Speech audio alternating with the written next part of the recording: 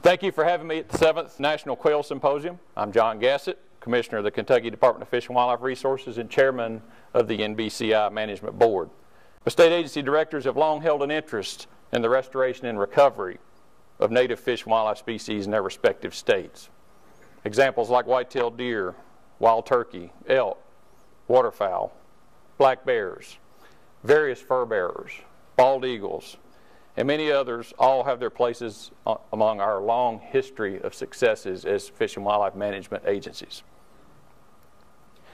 However, few, if any, have held the intrigue or generated the frustration levels comparable to that of the iconic northern bobwhite.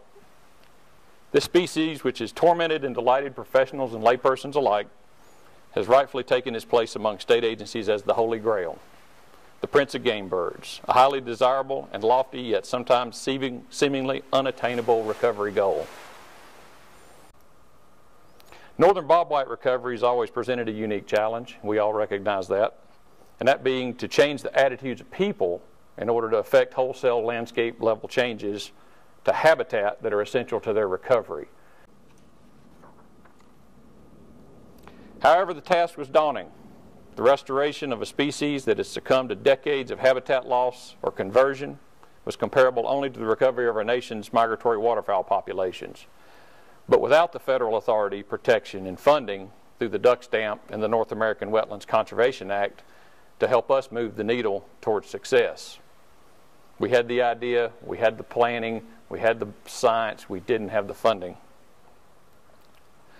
It was an idea of a range-wide recovery approach, garnering support at the state, federal, NGO, and private sector, rather than a piecemeal state-by-state approach that sparked the interest of those southeastern directors, generating support both financially and politically, and leading to the birth of a regional recovery strategy that soon evolved into the full-blown range-wide effort of which we're all now a part, the National Bobwhite Conservation Initiative. With a foundation steeped in science and sound policy, and with guiding principles that contain language like heritage, stewardship, landscape, working lands, habitat, partnerships, adaptive management, and collaboration, the NBCI is well developed to be the road to recovery for the northern bobwhite. We've laid a fantastic framework from which to stage the recovery of this most challenging species. Scientists, managers, and policymakers have come together to develop, nurture, support, and even fund our first efforts. And we've had successes. Across the range of the bobwhite, individual success stories of farmers and landowners are cropping up like weeds.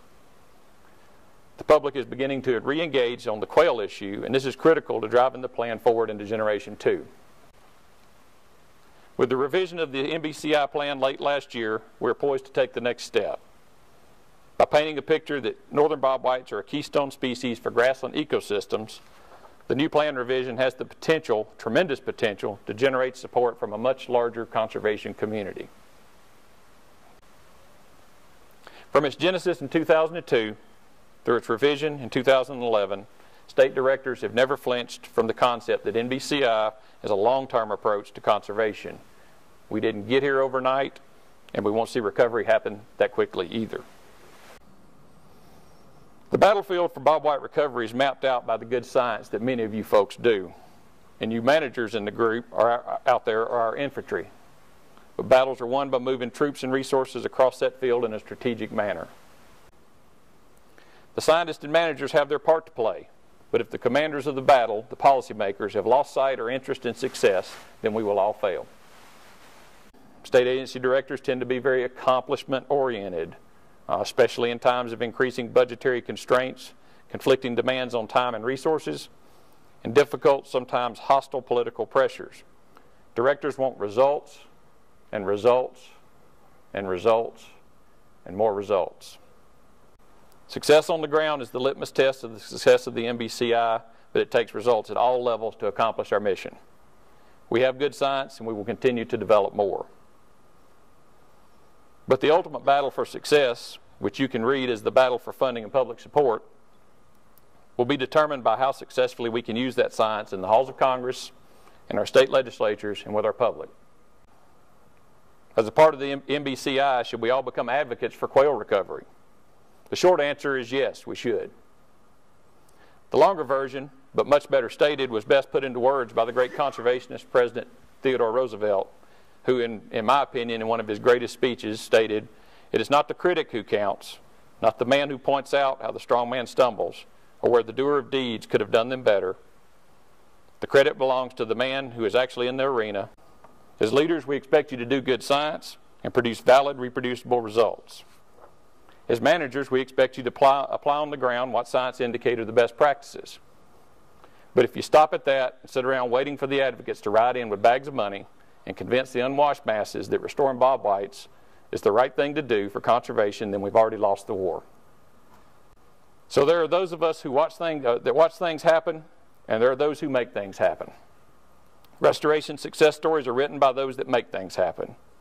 Critics have the luxury of sitting on the sidelines, watching things happen and pointing out our missteps and mistakes, but those types seldom make history. So it's time now for our state and federal agencies, our NGOs, our private partners, and our scientists and managers under the umbrella of NBCI to do for northern bobwhites what we've done for the ducks. To fight for what we know is the right thing to do, we have to get into that arena, get sweaty and dusty and bloody, and we have to win. We all have to get in the arena and dare to do great things.